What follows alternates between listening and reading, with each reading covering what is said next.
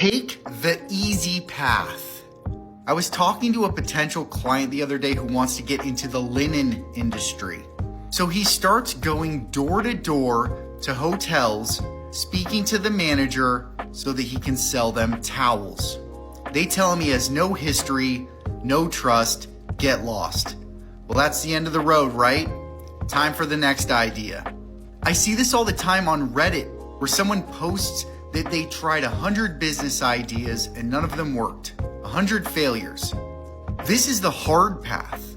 Every time you change your idea and change directions, you lose all of your momentum. The easy path is choosing a direction, sticking to it, moving forward, and letting the momentum and compounding work in your favor. Stop looking for ideas. Pick something and go. Never look back. Now let me finish the story. This guy wanted to be in the linen industry. No one would talk to him. So he found investors, he found a local business, and now he's buying a factory. Persistence and momentum is compounding. That's the easy path.